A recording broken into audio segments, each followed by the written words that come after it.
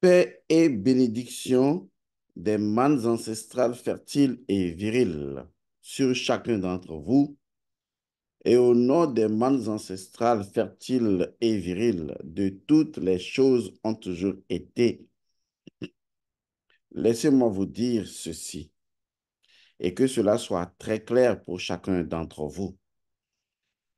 Vous ne pouvez pas tuer Ibrahim Traoré, et nous y veillerons. Je vais vous le répéter encore. Au nom des manes ancestrales fertiles et viriles, de toutes les choses ont toujours été. Vous ne pourrez pas tuer Ibrahim Traoré, et nous y veillerons. Laissez-moi vous le dire encore une fois. Au nom des manes ancestrales fertiles et viriles, de toutes les choses ont toujours été. Vous ne pourrez pas tuer Ibrahim Traoré, et nous y veillerons. Bonjour, chers toutes, chers tous. J'ai décidé de faire cette capsule pour une fois encore éveiller les Africains avisés sur ce qu'il se joue au niveau métaphysico-spirituel dans ce qui se passe au sein de l'AES contre l'impérialisme et le néocolonialisme.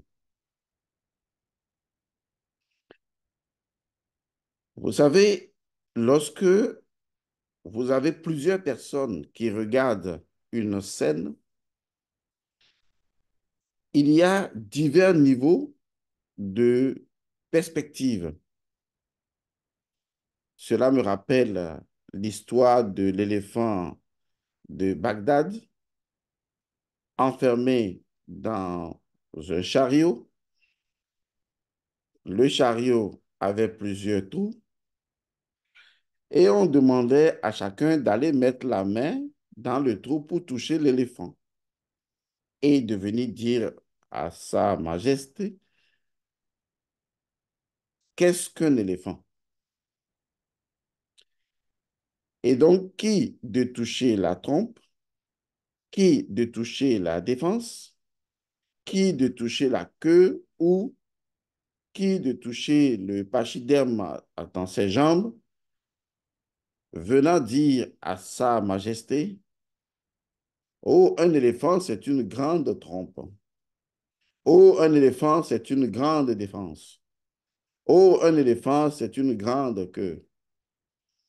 Parce que chacun n'avait perçu de façon tactile qu'un aspect de l'éléphant, vu que, eh bien, personne n'avait pensé ouvrir le chariot pour voir de façon générale, globale, à quoi un éléphant ressemblerait.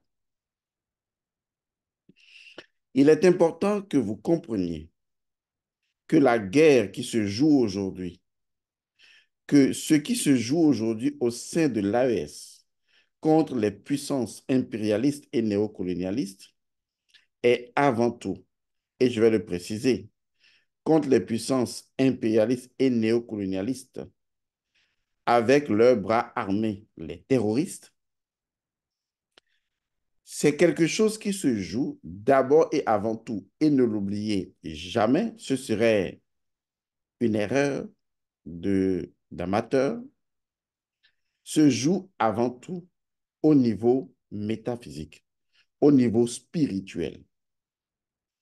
Je fais cette capsule pour éveiller votre conscience sur ce qu'il se joue au niveau spirituel et je vais, autant que faire se peut, utiliser des mots simples et des exemples. Construire une démarche progressive pour permettre à chacun d'entre vous d'intégrer de façon compréhensive ce que je suis en train de dire et de clarifier pour nous tous. Ce qu'il se joue aujourd'hui, la souveraineté de l'AES, de la Confédération, Alliance des États du Sahel, ce qu'il se joue aujourd'hui dans cette unité, dans ce triptyque contre les puissances impérialistes, néocolonialistes et bras armés, les terroristes, c'est avant tout un combat, une conflictualité, une guerre au niveau spirituel. Si vous pensez, ne serait-ce qu'une simple iota, le contraire, c'est que vous êtes naïf. Et je m'en vais vous l'expliquer de façon basique. Je vais terrasser la connaissance pour vous, mettre la connaissance terre à terre. Prenez votre organisme. La seule chose que je vous demande, c'est votre attention. Prenez votre organisme. Dans votre organisme, il y a certainement des cellules, il y a des tissus, il y a des organes. Dans votre organisme, il peut y arriver, et cela arrive d'ailleurs, que certaines cellules luttent contre des agents pathogènes et lorsque cela accourt, eh bien, vous prenez des dispositions pour traiter le problème. Il peut s'agir de tissus entrant en conflit avec d'autres agents pathogènes. Il peut s'agir également d'organes à l'intérieur du corpus humain qui entrent en conflit avec des éléments de nuisance à l'intérieur de l'organisme. Maintenant, évaluons les différents points de vue.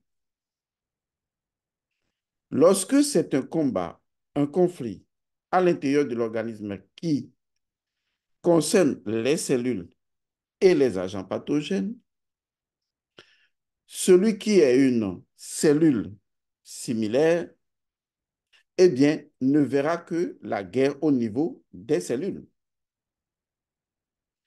Lorsque le combat passe au niveau tissulaire, celui qui est au niveau des cellules continuera à percevoir le combat comme étant au niveau cellulaire, parce que ce n'est qu'une cellule, mais au niveau tissu, eh bien, ce sont les tissus qui vont non seulement prendre conscience que le combat est non seulement au niveau des tissus, mais également au niveau des cellules. De la même façon, lorsque ça se joue au niveau des organes, les cellules de ces organes, de leur niveau cellulaire, ne percevront le combat que de leur dimension de cellules, tout comme les tissus ne percevront les combats que de leur dimension de tissu. Mais celui qui est au niveau de l'organe perçoit non seulement le combat au niveau organique, mais également au niveau tissulaire et au niveau cellulaire. Vous avez tout compris. Plus on accroît son champ de perception, plus on voit la grandeur de la chose et les éléments qui sont internes, on commence à les entreapercevoir tout simplement comme étant des micro-éléments qui n'ont pas, qui sont importants, mais qui ne sont pas déterminants, mais que les grands enjeux se jouent au niveau beaucoup plus élevé. Je veux parler concrètement de quoi? Et c'est ce que vous allez me dire lorsque vous êtes impatient pour la suite. Il s'agit notamment de ce qu'on appelle la guerre, et je parle de la guerre qui a lieu aujourd'hui, et je le précise. C'est une guerre entre l'AES, notre AES, ce triptyque qui représente le salut de l'Afrique, et les puissances impérialistes, néocolonialistes et terroristes, deux États, AES, ce triptyque contre ces puissances, lorsque je parle de ces choses-là, je veux faire évoluer votre conscience à un niveau plus grand pour que vous voyez l'enjeu de la situation. Donc, il ne s'agit pas, en réalité, de conflits simplement entre des individus, mais il s'agit de conflits beaucoup plus grands qui dépassent le niveau cellulaire, le niveau tissulaire, le niveau organique et qui concernent quelque chose de très grand.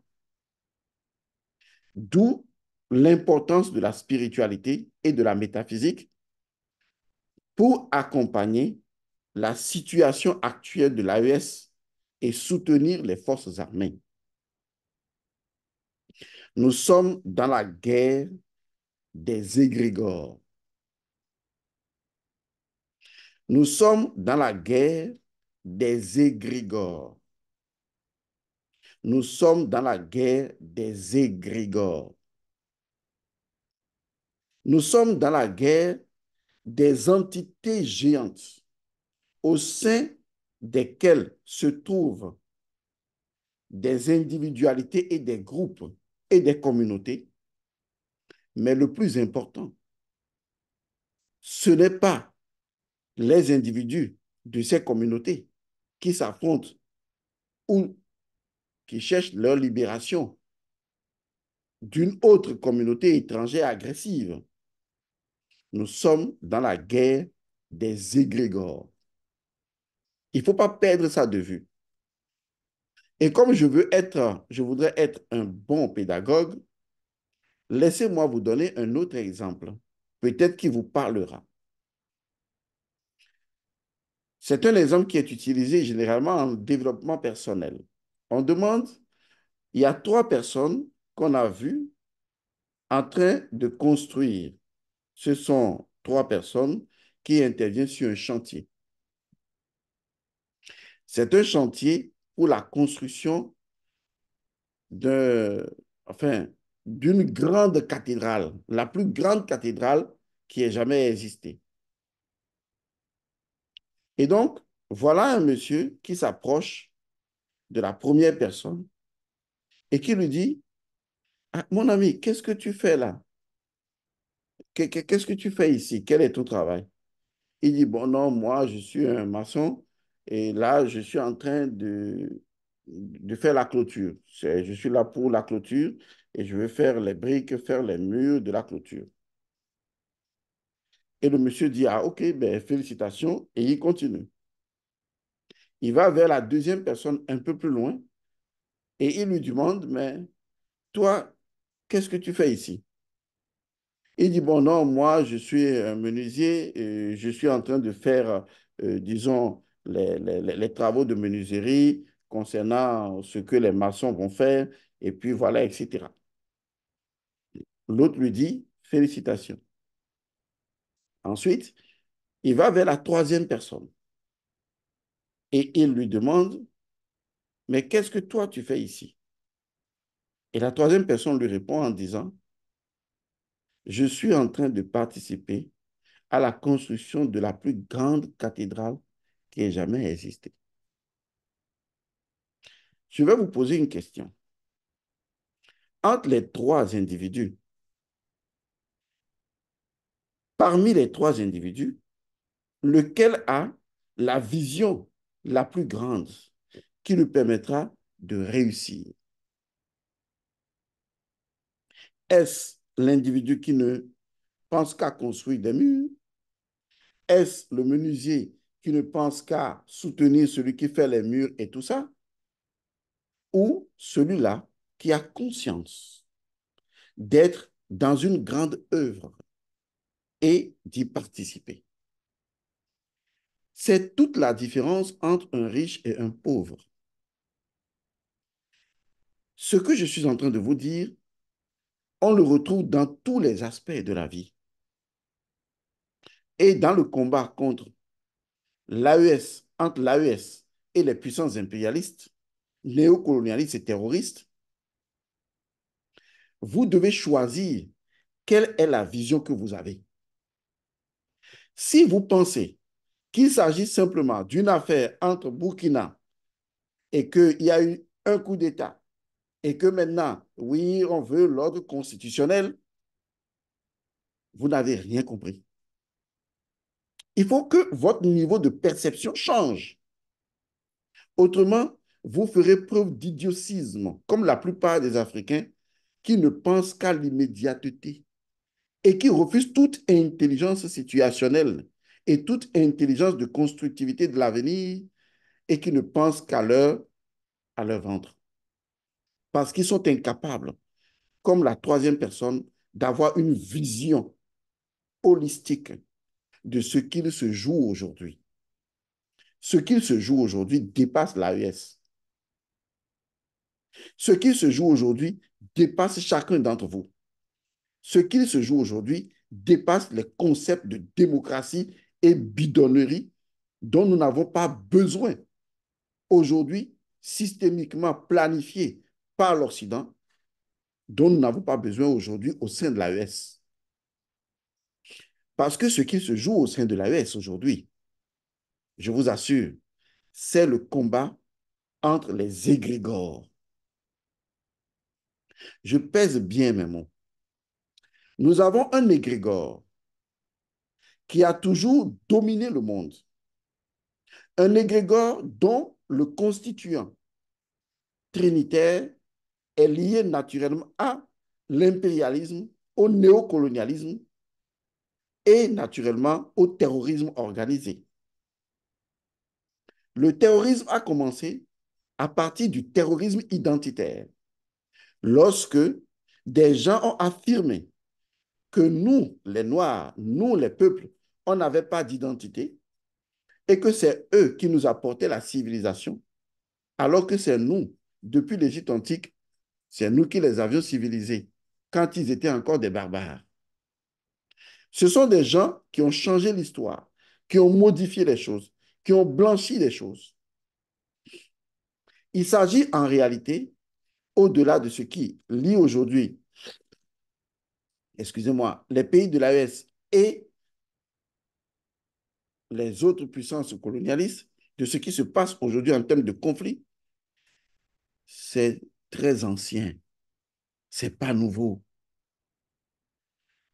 Maintenant, la question, parce qu'il y a des gens encore aujourd'hui qui écoutent les balivernes, les blablabla des médias occidentaux, oui, comment on appelle, au Burkina, et il n'y a pas la démocratie, il n'y a pas le respect des droits de l'homme, il n'y a pas ceci, il n'y a pas cela. Est-ce que vous savez ce qu'ils sont en train de faire? Ce qu'ils sont en train de faire, c'est tout un ensemble de mécanismes qui est propre à l'Occident, lui permettant de nourrir et d'entretenir une seule et unique chose, et son influence, son égrégore. Et aujourd'hui, l'AES est perçue non pas comme étant une menace de trois pays contre les puissances occidentales, néocolonialistes, impérialistes et terroristes. Ah non, ils sont en train de percevoir le réveil de l'AES, ainsi le réveil de l'Africain, comme étant le réveil de l'égrégore africain. C'est là le problème. C'est ce qu'ils ne veulent pas admettre.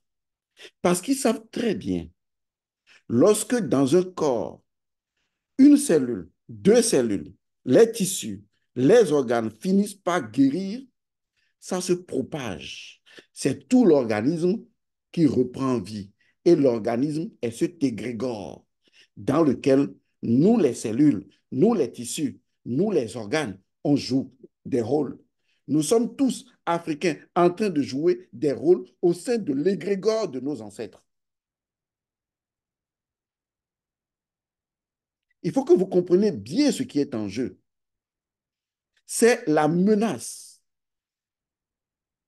entretenue construite, systémisée par un égrégore impérialiste, un égrégore terroriste, un égrégore colonialiste, néocolonialiste, voilà les éléments de prédilection de cet égrégore malfaisant pour toute la planète et spécialement malfaisant pour l'Afrique. Notre combat est spirituel. Notre combat est fondamentalement spirituel. Notre combat est essentiellement spirituel. Si vous n'avez pas cette vision holistique de ce qu'il se joue, vous allez raconter des conneries habituelles comme, oui, il nous faut les élections et les choses iront bien. Il y a une chose que vous ne comprenez pas. Nous n'avons en Afrique aucun problème avec la démocratie. Nous n'avons aucun problème avec les droits de l'homme. Nous sommes des peuples anciens. Notre problème aujourd'hui, c'est qu'il y a un égrégore. Au lieu de rester à sa place, qui décide de détruire un autre égrégore, de la vallée, de l'assujettir, parce que si on maîtrise votre égrégore, on vous a maîtrisé. Votre égrégore est constitué de toutes vos divinités, de vos ancêtres, de vos défunts, de vos esprits, de vos entités, de vos espoirs, de votre force intérieure, de vos âmes. C'est tout cela qui est constitué de votre égrégore.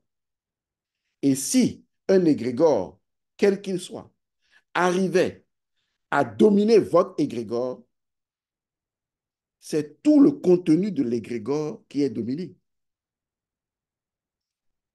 Quand vous voyez des Africains, on se demande des fois, est-ce qu'ils voient ce qui se passe? Vous voyez un peu ça? Où des choses se passent et des gens ne réagissent pas. Vous pensez que c'est leur faute? Ils ne peuvent pas réagir parce qu'on a déjà fait une même mise sur une partie de notre égrégore pour rendre complètement amorphes, inconscients les Africains, pour les soulever les uns contre les autres. Toute guerre est avant tout spirituelle. C'est la raison pour laquelle les gens faisaient des rituels de guerre. Parce que chacun nourrissait d'abord son égrégore avant d'aller en guerre. Parce que quand tu vas dormir, lorsque tu vas aller au combat, lorsque tu vas te promener pour rechercher l'ennemi, est-ce que la nature t'ouvre le chemin? Est-ce que la nature te fait voir des signes? Demandez à tous les plus grands guerriers du monde. Ils vous diront, oui, ils ont été formés au combat. Ils sont puissants, ils sont forts. Mais ils vous diront également que la plupart, et je dis très souvent même, la plupart des victoires, des combats remportés, la plupart des informations qu'ils ont pu acquérir pour gagner, la plupart des situations qui leur sont arrivées pour qu'ils puissent s'en sortir à chaque instant, la plupart venaient de ce que eux-mêmes ils appellent souvent la chance. Il y en a même qui disent c'est Dieu. Parce que des fois, ils pouvaient être tués dans des situations données, mais comme la nature ne le permet pas ou n'a pas permis, comme la nature veut les protéger, or la nature est constitutive des entités, des esprits, des forces. Ils sont avertis et les choses, ils arrivent à les déjouer dans leur cause juste. Vous-même, pensez, chacun, pensez à votre vie depuis enfance jusqu'à l'âge aujourd'hui. Et voyez les situations dans lesquelles vous aviez été et desquelles vous avez pu vous échapper. Généralement, vous risquez de dire, hmm, hmm, vraiment, il y a quelque chose qui m'a enlevé dans cette affaire. Il y a quelque chose qui m'a, il y a quelque chose. Vous ne pouvez pas ignorer la présence des forces invisibles dans les enjeux aussi importants que des enjeux des peuples. L'Afrique a un égrégore. Ils ont tout fait pour détruire cet égrégore indestructible. Ils l'ont endoctriné. Ils l'ont rendu malfaisant par des propos, des théories absurdes. Ils vous ont éloigné. Vous, les Africains, ils ont introduit un sacrilège en vous que vous ne devez jamais accepter. Ils vous ont empêché de vous occuper de votre égrégore. C'est un crime. Ils vous ont empêché de vous occuper de votre égrégore. Si vous voulez que je vous dise à quoi ressemble un égrégore, ce que c'est qu'un égrégore, j'ai déjà dit qu'il y a une formation gratuite, une conférence plutôt gratuite sur l'égrégore. Les liens sont en bas et je vous expliquerai en détail de quoi il est question. Mais ce que vous devez savoir, c'est que le combat que nous sommes en train de mener, c'est comme si nous, les peuples qui menons ce combat-là, nous étions des cellules au sein d'un organisme et que notre rôle à nous, c'est de savoir que ce n'est pas à notre petit niveau cellulaire que les choses se jouent, mais dans la vision d'un combat que mène notre égrégore vivant de l'Afrique, dont le nom est bien connu, dont les rituels sont bien connus, que les gens ne se trompent. Nous avons cette connaissance avérée pour que notre égrégore protège ses enfants. Un peuple ne peut jamais durablement persister et durablement sur un territoire sans son égrégore. Et si vous voulez tuer un peuple, commencez à tuer son égrégore. Et pour y arriver, déconnecter ce peuple de son identité. Car c'est la voie par laquelle son égrégore doit s'exprimer. Si tout ce que fait ce peuple est à l'encontre de son identité, si tout ce que ce peuple fait, réfléchit, pense, ne passe pas par son identité, vous avez rompu le lien que ce peuple a avec son égrégore. Vous l'avez affaibli, car la puissance de ce peuple vient de son identité, qui est fonction de sa dimension spirituelle, et donc de la possibilité que son égrégore puisse entrer en communication avec lui et le vitaliser durablement en intelligence, en réflexion, en activité et en action. Vous ne pouvez pas tuer Ibrahim Traoré.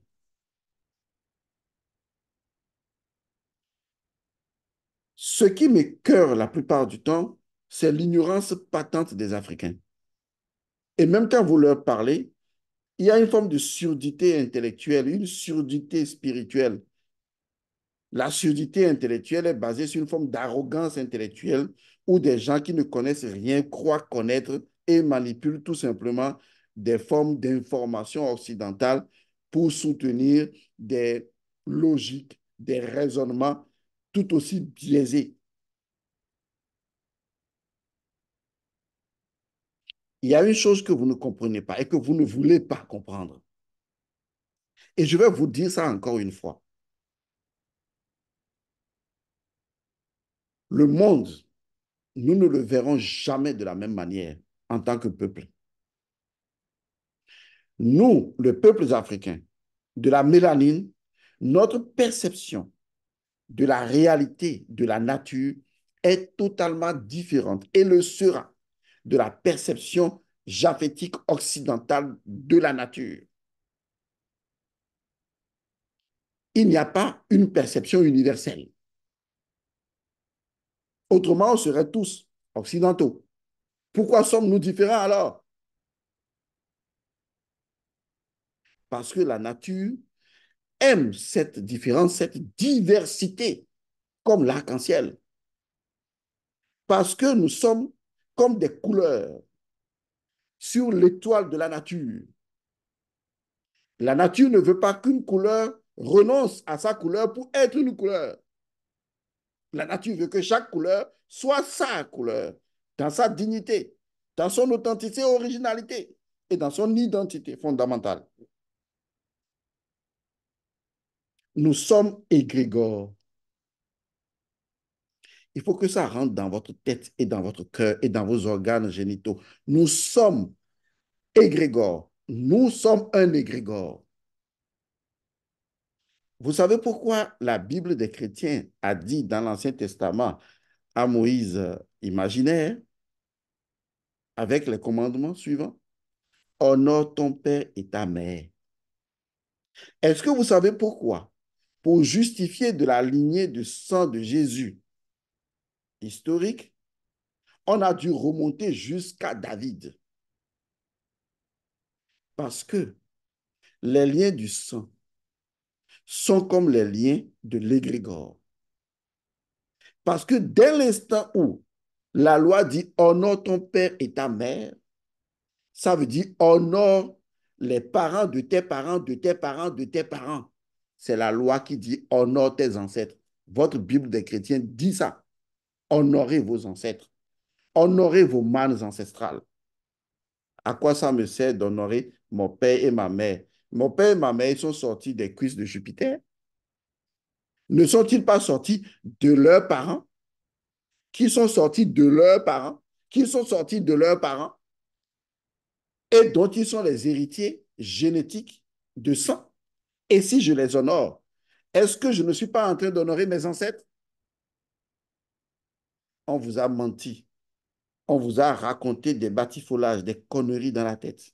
Et vous êtes incapable de comprendre aujourd'hui que ces gens, ces terroristes, impérialistes, néocolonialistes, n'ont qu'un seul objectif et qui est spirituel, c'est de détruire l'égrégore de l'Afrique. C'est de détruire notre égrégore. Vous devez nourrir votre égrégore. C'est pourquoi je dis, vous ne tuerez pas Ibrahim Traoré. C'est un enfant à Bikou. Dans la tradition africaine, un enfant à Bikou, on l'appelle enfant revenant. Je ne veux pas tout dire sur Ibrahim Traoré. C'est un enfant à Bikou, c'est un enfant revenant. Et nous lui accorderons notre protection. Au nom des mânes ancestrales fertiles et viriles de toutes les choses ont toujours été.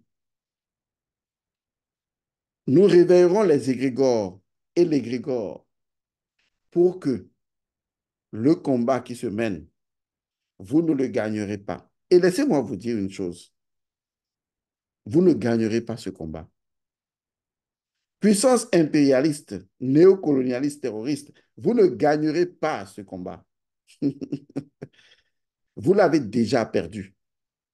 Vous ne le voyez pas encore. J'appelle tous les Africains, chaque Africain, à se réveiller dans sa valeur traditionnelle. Vos traditions ne vous empêchent pas, vos histoires d'église et de mosquées. Non, non, non, non, non. Parce que la tradition africaine, elle est mère de toute spiritualité. Tout ce qu'on vous demande, honorez votre père et votre mère, vos ancêtres, vos mânes ancestrales. Honorez votre égrégore, car les mânes de vos ancêtres, c'est ce qui réveille l'égrégore. Vous ne tuerez pas. Vous ne pouvez pas tuer Ibrahim Traoré. Vous ne pouvez pas tuer Ibrahim Traoré. Vous ne pouvez pas tuer Ibrahim Traoré. Pour finir, je vais dire une chose grave. Je le dis en tant qu'initié. Et je vais vous donner une histoire. vrai. Il y a quelques années, un monsieur qui est donc étudiant avec moi a eu une situation qui était en relation avec son père, son propre père. Son père, grand rounon, donc praticien. Son père a voulu lui imposer certaines choses parce que l'enfant a estimé que les choses pouvaient être comprises de leur principe premier et non tel que le papa voulait que les choses se comprennent. Et le père, dans ces échanges, a dit à son fils une phrase, une forme de malédiction. Il faut aimer les malédictions et je vais vous dire tout à l'heure pourquoi. Le père a énoncé une forme de malédiction en disant, tant que je serai vivant, aucun enfant ne sortira de toi. Tu n'auras pas d'enfant. Tout ça parce qu'il voulait soumettre son enfant. Mais dire quelque chose d'aussi grave, tant que je serai vivant, aucun enfant ne sortira de toi. C'est une malédiction. Mais là où il a eu tort, là où il a eu vraiment tort, et là où il a eu vraiment tort, c'est d'avoir lié cette malédiction à sa propre vie. Tant que je serai vivant, aucun enfant ne sortira de toi. C'est ainsi que nous avons eu l'information au sein de notre école. Et j'ai souri. J'ai dit, ah, il a commis une erreur parce qu'il a dit, tant qu'il sera vivant, aucun enfant ne sortira de lui. OK. Tout ce que nous avions à faire, c'était de retourner sa malédiction contre lui. Aussi simple que ça. Je dis bien, tout ce que nous avions à faire, c'est de retourner sa malédiction contre lui. Et nous l'avions fait. Nous nous sommes appuyés sur ce que lui-même il a dit. Il a dit ceci. Et ensuite, nous nous sommes appuyés sur ce que la nature dit. Car la nature est Osiris, mort et résurrection, renouvellement, régénération. La nature est vie. La nature produit la vie. Et nous avons suscité la vie avec toutes les forces de la nature. Je ne vais pas rentrer dans les détails. Je suis désolé de vous dire, il y a quelqu'un au moins qui est mort. Mais ce que je sais, il y a un enfant qui est venu à la vie. Je ne vous en dirai pas plus. Si quelqu'un vous maudit, riez seulement. Vous n'avez qu'à prendre sa malédiction. Et d'ailleurs, je vais faire une formation là-dessus. Et je vais vous montrer comment retourner la malédiction de la personne contre l'individu.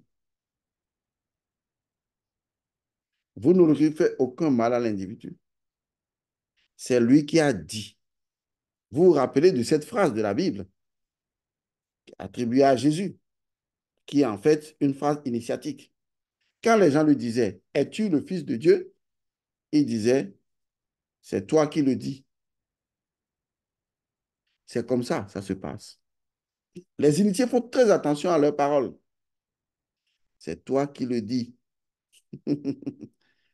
Est-ce que vous voyez? Je vous ai même fait une capsule entre-temps pour dire, si vous allez consulter chez l'oracle et l'oracle dit que votre tante ou votre maman ou votre est sorcier ou sorcière et que vous devez porter cette information à quelqu'un de votre famille, n'allez jamais dire, tu sais, la tante, elle est sorcière.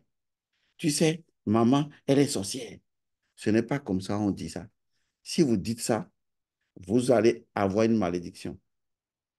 Vous deviez dire, ah, l'oracle a dit. C'est comme ça on parle. Il faut faire très attention. L'oracle a dit. Et si vous êtes en réunion et que vous devez porter cette information à une assemblée, vous direz, ah, ce n'est pas moi qui ai dit. L'oracle a dit. Étant donné que personne ne peut s'attaquer à l'oracle, même si il s'avérait que la personne est sorcier ou sorcière, si la personne veut tenter quelque chose contre vous, la personne n'y arrivera pas. Vous allez voir qu'au cours de ces réunions, la personne qui est indexée vous pose encore la question, souvent en disant, ah bon, donc tu as dit que je suis sorcière. Les enfants idiots et bêtes, ils disent, oui, oui, oui, tu es sorcière. J'ai dit que tu es sorcière. Parce que l'enfant s'appuie sur ce que l'oracle a dit. Mais l'enfant a oublié que ce n'est pas lui qui a dit, mais que c'est l'oracle qui a dit. Et donc l'enfant aurait dû dire, non, non, non, ce n'est pas moi qui ai dit. Parce que les paroles sont en fait des échanges d'énergie qu'on peut récupérer contre vous. Donc l'enfant va dire, non, non, non, non, non, ce n'est pas moi qui ai dit. Je suis allé voir l'oracle. L'oracle a dit. Toi aussi, tu peux aller voir l'oracle. L'oracle a dit. Nous tous, on n'a qu'à aller demander à l'oracle, pourquoi tu as dit ça? Donc ça vous dédouane. C'est comme ça qu'on fait preuve d'intelligence. Mais quand quelqu'un dit, tant que je serai vivant, aucun enfant ne sortira de toi, à une loi supérieure, existe toujours une autre loi supérieure, encore une autre loi supérieure, encore une autre loi supérieure, et ceci indéfiniment. Qu'est-ce que je veux dire par là? Vous ne pourrez pas tuer Ibrahim Traoré. Je ne fais pas de fixette sur Ibrahim Traoré. J'ai vu des choses. Mais ce que les Africains doivent savoir, pour finir, les Africains, s'il vous plaît, réveillez-vous. Ce qui se joue devant vous, là, c'est l'histoire de l'avenir de vos enfants, de vos descendants. Vous avez une chance unique. Ce n'est pas une question de démocratie. Ce n'est pas une question de droits de l'homme. Ce ne sont pas des sujets qu'on nie. Mais le vrai enjeu, c'est la libération de l'Afrique. Notre égrégore a été enchaîné trop longtemps. Aujourd'hui, je vous ouvre l'esprit. Fermez les yeux. Quittez votre petite personne. Ayez une vision transcendentaliste et voyez l'enjeu. Ce sont des égrégores qui se mènent des combats. Et notre égrégore a été affaibli par des siècles d'esclavage, de mensonges et de guerre, de financement de terrorisme. Nous devons dire, ça suffit.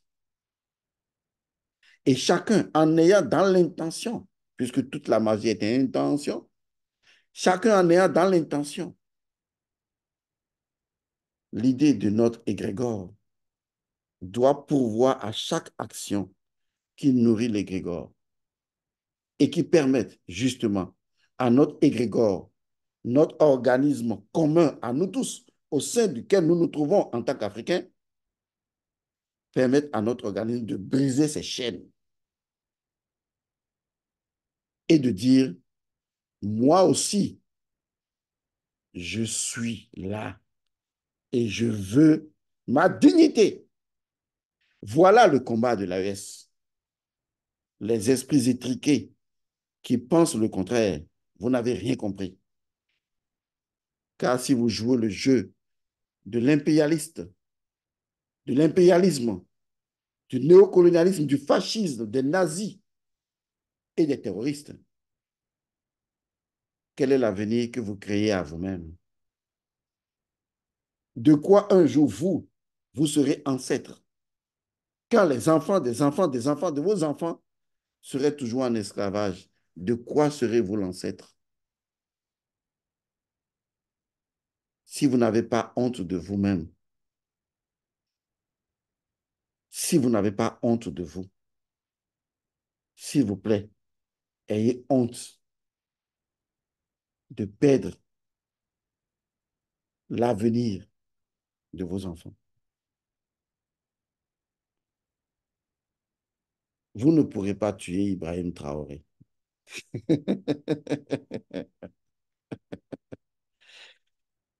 Vive l'AES. Je suis AES. Vous avez maintenant compris jusqu'où va mon combat. Il n'est pas sur le Mali, le Niger, le Burkina. Non, ça va plus loin. Nous avons une âme commune, notre égrégore. Depuis très longtemps, nous avons été dominés, assujettis, laminés, sans voix. Que notre égrégore se réveille enfin. Nous ferons tout ce qu'il faudra faire pour ça. Et vous ne nous arrêterez pas. Vous arrêterez une, deux, trois cellules. Vous arrêterez même un, deux, trois tissus. Mais le renouvellement organique de notre égrégore a commencé. Et Oussire est devant la barque. Paix et bénédiction à vous. J'ai dit qu'il y a une conférence gratuite sur l'égrégore. Les liens sont en bas de cette capsule. Vous pourrez cliquer là-dessus et vous retrouver dans des groupes Telegram et viva la fiesta.